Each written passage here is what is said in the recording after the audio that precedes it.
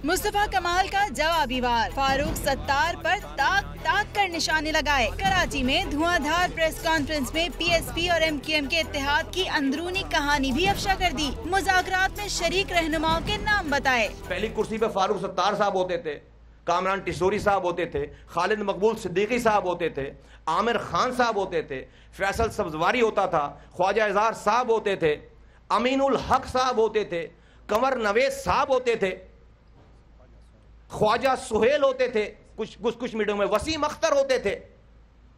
लंबी लंबी लाइन।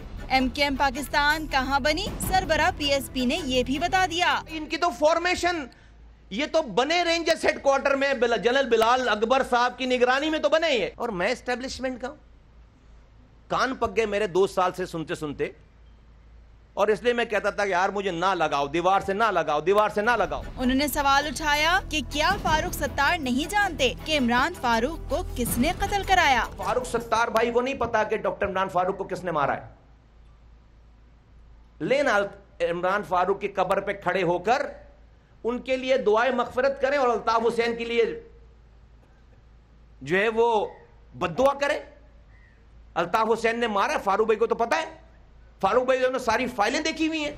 मुस्तफा कमाल ने मुत्तहिदा पाकिस्तान की मजीद विकटें गिराने की भी पेशगोई कर दी। इस तरह से आपके पास कारामद है भाई, आ जाओ हमसे भी बात कर लो, हमारे पास भी 10 MPs हैं, आ जाओ, 1 MNA है, अभी और आ रहे हैं, एक डिप्टी कन्वीनर भी है,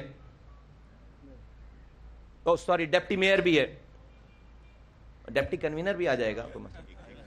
हाँ। सरबरा पीएसपी ने सवालात और इल्जामात के बाद फारूक सत्तार को फिर मुज़ाकरात की दावत दे दी। कहा कि कोई डेडलॉक नहीं है।